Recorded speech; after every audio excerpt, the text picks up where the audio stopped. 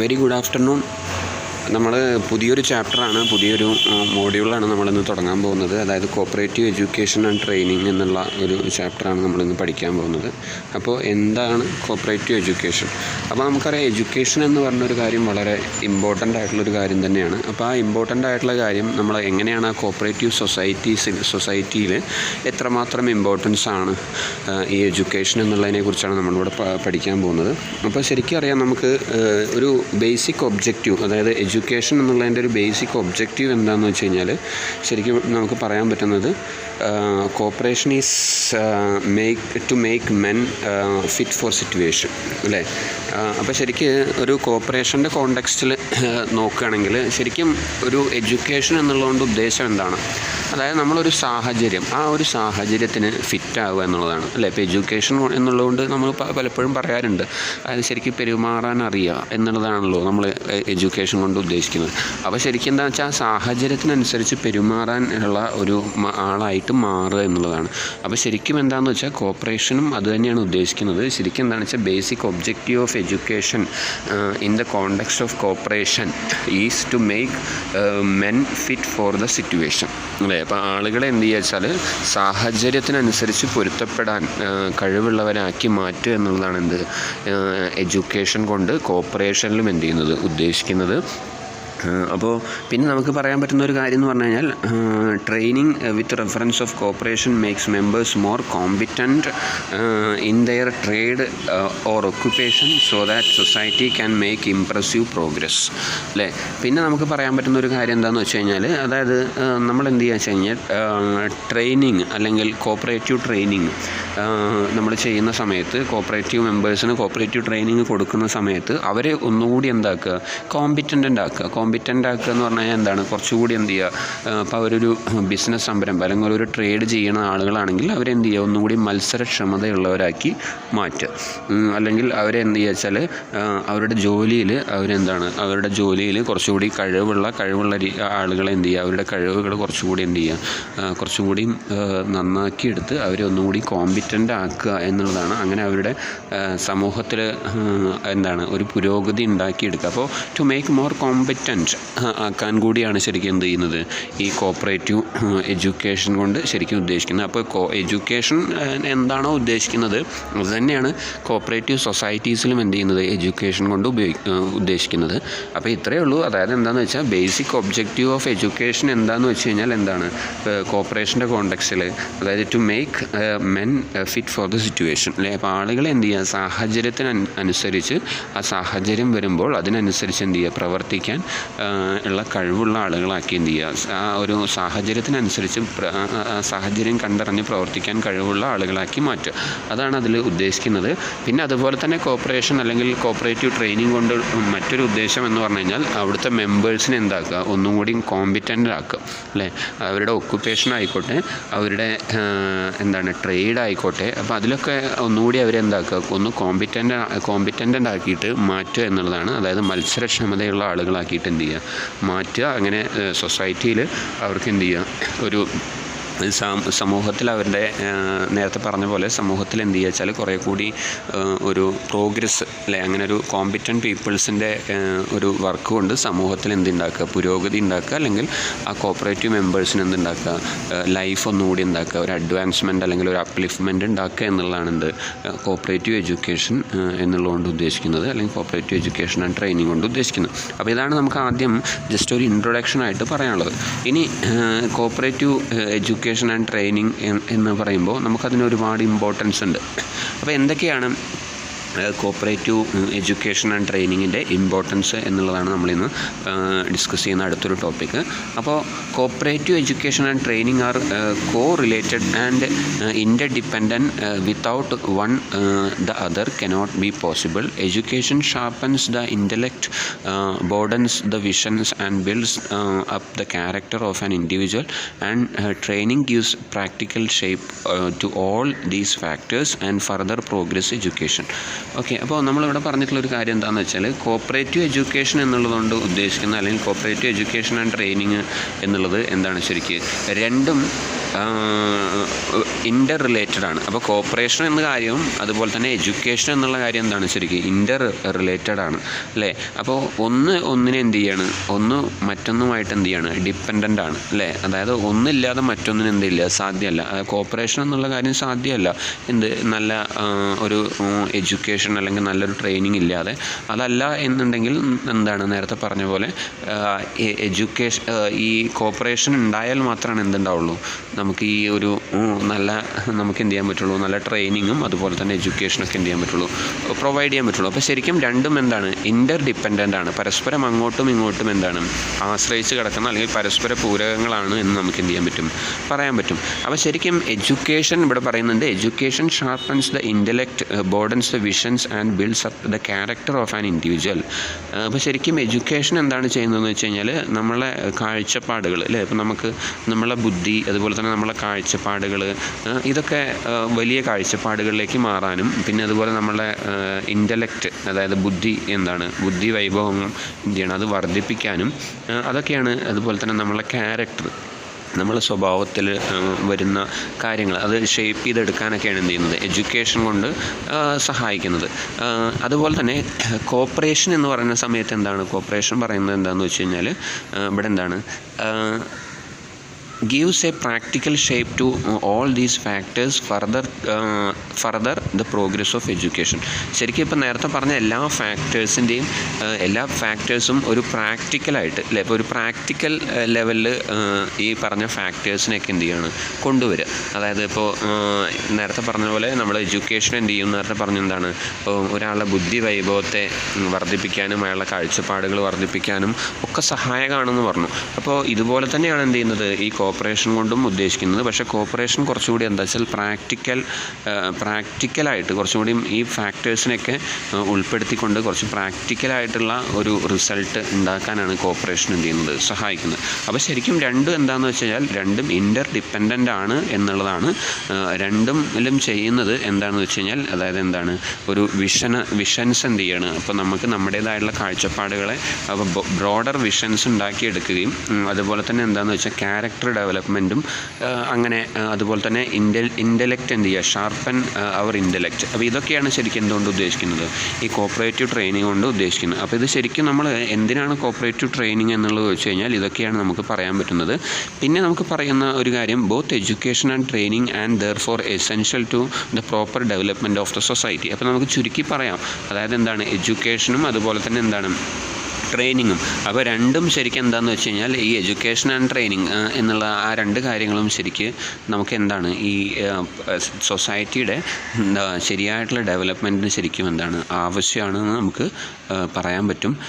പിന്നെ നമുക്ക് the importance of cooperative education is also amplified by this saying, namely create cooperators before creating cooperatives അല്ലേ. അപ്പോൾ by Jawaharlal Nehru. അപ്പോൾ ജവഹർലാൽ നെഹ്റുവിൻ്റെ വാക്കുകളാണ് ഇവിടെ പ്രധാനമായിട്ടും കോട്ട് ചെയ്യുന്നത്. അപ്പോൾ എന്താ പറയണമെന്ന് വെച്ച് കഴിഞ്ഞാൽ നമ്മൾ നെഹ്റുവിൻ്റെ അഭിപ്രായം ഇതാണ്. അതായത് എന്താണെന്ന് വെച്ച് കഴിഞ്ഞാൽ കോപ്പറേഷൻ്റെ ഇമ്പോർട്ടൻസ് എന്താണെന്ന് വെച്ച് കഴിഞ്ഞാൽ എന്താണ്, cooperative education is also amplified by the saying, namely പറയുന്നുണ്ട് കോപ്പറേറ്റീവ് എഡ്യൂക്കേഷൻ്റെ പ്രാധാന്യത്തെക്കുറിച്ച് എന്താണ് ഇവിടെ പറയുന്നുണ്ട്, അല്ലെങ്കിൽ ട്രെയിനിങ്ങിൻ്റെ പ്രാധാന്യത്തെക്കുറിച്ച് പറയുന്നുണ്ട്. എന്താ പറയുകയെന്ന് വെച്ചാൽ create cooperators before creating cooperatives അല്ലേ. അപ്പോൾ എന്ത് ചെയ്യുക വെച്ചാൽ കോപ്പറേറ്റേഴ്സിനെ എന്ത് ചെയ്യുക, ക്രിയേറ്റ് ചെയ്യുക. കോപ്പറേറ്റേഴ്സിനെ ക്രിയേറ്റ് ചെയ്തിട്ട് എന്ത് ചെയ്യുക, കോപ്പറേറ്റീവ്സ് ഉണ്ടാക്കുക അല്ലേ. അപ്പോൾ ശരിക്കും കോപ്പറേറ്റീവ്സ് എന്നുള്ള ആ ഒരു സംവിധാനം വരുന്നതിന് മുമ്പ് കോപ്പറേറ്റ് ചെയ്യുന്ന ആളുകളുടെ ഒരു കൂട്ടം, അതായത് ഓപ്പറേറ്റേഴ്സ് വേണം. അപ്പോൾ ഓപ്പറേറ്റേഴ്സ് ഉണ്ടെങ്കിലാണ് നമുക്ക് എന്ത് ക്രിയേറ്റ് ചെയ്യാൻ പറ്റുള്ളൂ, ഓപ്പറേറ്റീവ്സിനെ നമുക്ക് എന്ത് ചെയ്യാൻ പറ്റുള്ളൂ, കോപ്പറേറ്റീവ് സൊസൈറ്റീസിനെ നമുക്ക് ക്രിയേറ്റ് ചെയ്യാൻ പറ്റുള്ളൂ എന്നുള്ളതാണ് നെഹ്റു പറയുന്നത്. അപ്പോൾ ശരിക്കും എന്താണെന്ന് വെച്ച് കഴിഞ്ഞാൽ ഇത്രയേ ഉള്ളൂ. അതായത് എന്താണെന്ന് വെച്ചാൽ കോപ്പറേറ്റീവ് എഡ്യൂക്കേഷൻ ആൻഡ് ട്രെയിനിങ്. അപ്പോൾ കോപ്പറേറ്റീവ് എഡ്യൂക്കേഷൻ ആൻഡ് ട്രെയിനിങ് സൊസൈറ്റിയിൽ എത്രമാത്രം പ്രാധാന്യമുണ്ട് എന്നുള്ളതിനെക്കുറിച്ചാണ് നമ്മൾ പറയുന്നത്. അപ്പോൾ ശരിക്കും ഈ കോപ്പറേറ്റീവ്സിൻ്റെ ഉദ്ദേശവും എന്ത് തന്നെയാണ്, എഡ്യൂക്കേഷൻ ആൻഡ് ട്രെയിനിങ്ങിൻ്റെ പർപ്പസ് തന്നെയാണ് കോപ്പറേറ്റീവ്സിനും ഉള്ളത്.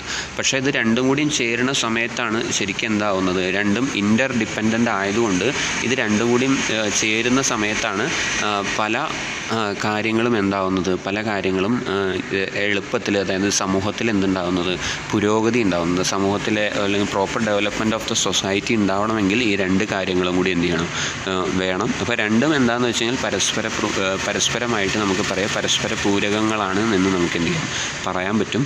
അപ്പോൾ അതിന് നെഹ്റുവിൻ്റെ ഒരു കോട്ട് വരെ നമ്മളിവിടെ പറയുന്നുണ്ട്. അതായത് ഫസ്റ്റ് നമ്മൾ എന്ത് ചെയ്യണം, ഓപ്പറേറ്റേഴ്സിനെ ക്രിയേറ്റ് ചെയ്യണം ബിഫോർ ക്രിയേറ്റിംഗ് കോഓപ്പറേറ്റീവ്സ് എന്ന് അദ്ദേഹം പറയുന്നുണ്ട്. അപ്പോൾ ഇതാണ് നമുക്ക് ആദ്യത്തെ ഒരു ഇൻട്രൊഡക്ഷൻ എന്നുള്ള ഭാഗത്ത് നമുക്ക് എന്ത് ചെയ്യാനുള്ളത്, പറയാനുള്ളത്. പിന്നെ നമുക്ക് കോപ്പറേഷൻ്റെ ഇമ്പോർട്ടൻസ് എന്ന് പറഞ്ഞു കഴിഞ്ഞാൽ the ICA recommended that all cooperatives should make provisions for educating their members, officers and employees, also the general public, on the principles, participate and techniques of the cooperation in its new concept. അല്ലേ? അപ്പോൾ നമ്മളിവിടെ പറഞ്ഞ കഴിഞ്ഞ ദിവസങ്ങളിലൊക്കെ പറഞ്ഞ അതേ കാര്യം തന്നെയാണ്. അതായത് ICAയുടെ റെക്കമെൻഡേഷൻ എന്താണ് ICA പറയുന്നതെന്ന് വെച്ച് കഴിഞ്ഞാൽ, അതായത് എന്താണെന്ന് വെച്ച് കഴിഞ്ഞാൽ എല്ലാ കോപ്പറേറ്റീവ്സും എന്ത് ചെയ്യണം, കോപ്പറേറ്റീവ്സും അവിടെയുള്ള മെമ്പേഴ്സിനെ മുഴുവൻ എഡ്യൂക്കേറ്റ് ചെയ്യാൻ, അല്ലെങ്കിൽ അവിടെയുള്ള ഓഫീസേഴ്സിനും എംപ്ലോയീസിനൊക്കെ അല്ലെങ്കിൽ ജനറൽ പബ്ലിക്കിനൊക്കെ എന്ത് ചെയ്യുക, അവിടെ ട്രെയിനിങ് ചെയ്യിക്കാൻ, അല്ലെങ്കിൽ അതിനുള്ള ടെക്നിക്സ്, അതിനുള്ള പുതിയ ന്യൂ കോൺസെപ്റ്റ്സ്, കോപ്പറേഷൻ്റെ ഒരു ന്യൂ കോൺസെപ്റ്റ്സ് എന്ത് ചെയ്യണം, അപ്ലൈ ചെയ്യണം. അങ്ങനെ അപ്ലൈ ചെയ്താലാണ് എന്ത് ചെയ്യുന്നുള്ളൂ, ഈ കോപ്പറേറ്റീവ്സിൻ്റെ ലക്ഷ്യം എന്താവുള്ളൂ, മുഴുവനായിട്ട് പൂർത്തിയാവുള്ളൂ. ദാറ്റ് മീൻസ്, അതായത് ഒരു കോപ്പറേറ്റീവ് സൊസൈറ്റി എന്ന് പറഞ്ഞു കഴിഞ്ഞാൽ, അല്ലെങ്കിൽ ഒരു കോപ്പറേറ്റീവ് ഓർഗനൈസേഷൻ എന്നുള്ളതുകൊണ്ട് ഉദ്ദേശിക്കുന്നത് എന്താണെന്ന് വെച്ച് കഴിഞ്ഞാൽ, ഈ കോപ്പറേഷനിൽ വരുന്ന അല്ലെങ്കിൽ ഇതിനകത്ത് വരുന്ന എല്ലാ മെമ്പേഴ്സിനും എന്ത് കൊടുക്കണം, അവർക്ക് ആവശ്യമായിട്ടുള്ള എഡ്യൂക്കേഷൻ, അല്ലെങ്കിൽ അവിടെയുള്ള എംപ്ലോയീസിന് അവർക്ക് ആവശ്യമായിട്ടുള്ള ട്രെയിനിങ്, ജനറൽ പബ്ലിക്കിന് ട്രെയിനിങ്, ഇതൊക്കെ എന്ത് ചെയ്യണം, പ്രൊവൈഡ് ചെയ്യണം എന്നാണ് ICAയുടെ റെക്കമെൻഡേഷൻ. അങ്ങനെ ഉണ്ടെങ്കിലാണ് നമുക്ക് എന്ത് ചെയ്യാൻ പറ്റുള്ളൂ, ഈ സൊസൈറ്റിയുടെ ഡെവലപ്മെൻറ്റിലേക്ക് ഈ കോപ്പറേറ്റീവ് സൊസൈറ്റീസിന് എന്തെങ്കിലും കോൺട്രിബ്യൂട്ട് ചെയ്യാൻ പറ്റുള്ളൂ. അപ്പോൾ ഇതാണ്, ഈ ഇത്രയും കാര്യങ്ങളൊക്കെയാണ് എന്ത് നമ്മുടെ ഇൻട്രൊഡക്ഷനിൽ നമ്മൾ പറയുന്നത്. പിന്നെ എങ്ങനെയാണ് കോപ്പറേറ്റീവ്സിൻ്റെ കോപ്പറേറ്റീവ്സിൻ്റെ ഒറിജിൻ, അതായത് നമുക്ക് അടുത്തൊരു ടോപ്പിക് എന്ന് പറഞ്ഞാൽ origin and growth of cooperative education and training in India. അപ്പോൾ ഇന്ത്യയിൽ, പ്രത്യേകിച്ചും ഇന്ത്യയിൽ എങ്ങനെയാണ് ഈ കോപ്പറേറ്റീവ്സ് അല്ലെങ്കിൽ കോപ്പറേറ്റീവ് സൊസൈറ്റീസ് എന്നുള്ള ഓർഗനൈസേഷൻ്റെ ഒറിജിൻ ഉണ്ടായിട്ടുള്ളത്, അതിൻ്റെ അതിനെക്കുറിച്ചാണ് നമുക്ക് എന്ത് ചെയ്യാനുള്ളത്, ഇനി പറയാനുള്ളത്. അപ്പോൾ ജസ്റ്റ് ഒന്ന് നോക്കി വെക്കാം. Sir Frederick Nicholson, while submitting his report for introducing cooperative movement in India on a par with Rafisian model cooperative in Germany, focused on cooperative education.